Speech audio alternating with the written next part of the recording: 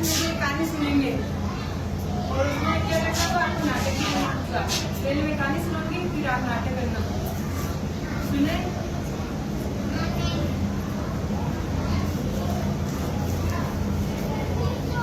एक चालाक बंदा और दो बिल्लियां की कहानी है। सुनना। एक दिन दो बिल्लियों को कहाँ से एक रोटी का एक दिन दो बिल्लियों को कहीं से एक रोटी मिल गई थी। जोर से आपको भी बोलना है। एक दिन दो बिल्लियों को कहीं से एक रोटी मिल गई थी। रोटी के बंटवारे को लेकर उनमें क्या हो गया था? झगड़ा हो गया था। अपने झगड़े को निपटाने के लिए वे दोनों बंदर के पास गई। बंदर ने रोटी के दो छोटे छोटे हिस्से कर दिए। छोटे छोटे दो हिस्से कर दिए। उसको रोटी दो हिस्सों में बांट दिया था।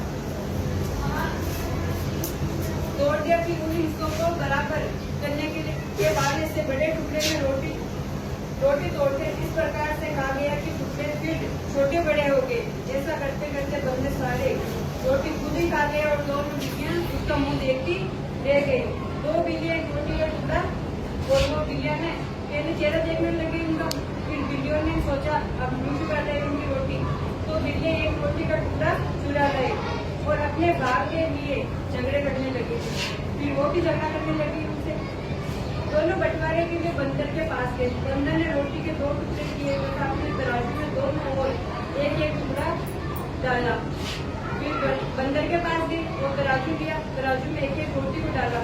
फिर उनको नाप किया कि किसकी बड़ी है किसकी छोटी है। जिस ओर से पलड़ा भारी होता बंदर उसी ओर से बड़ा सा टुकड़ा काट कर खा जाता। जिस तरह बड़ी थी एक पास एक बंदर की जगह बिल्ली के पास एक बड़ी थी तो उस बिल्ली का टुकड़ा तोड़कर वो बंदर खुद ही खा गया। इस प्रकार करते रहने से अंत में तराजू में एक छोटा सा टुकड़ा बच गया। बंदर उसे भी ये कहते हुए कहा गया कि ये तो मेरे श्रम का फल है।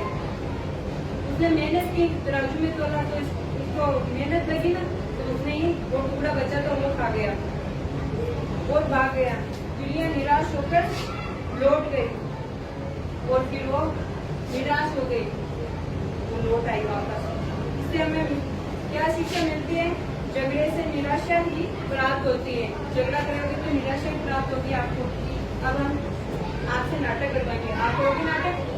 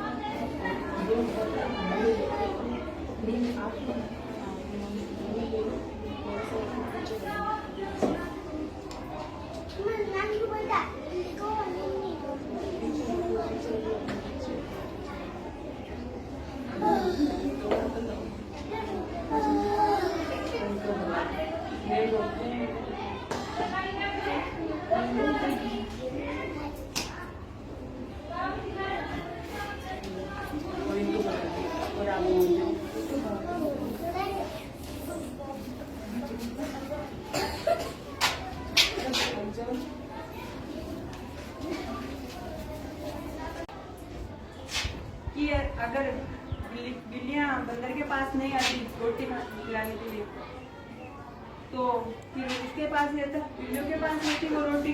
बंदर नहीं खाता, फायदा नहीं उठाता, झगड़ा नहीं करती। तो इसलिए ये शिक्षा मिलती है झगड़ा नहीं करना चाहिए। झगड़े को करता होकर निराशा ही मिलती है।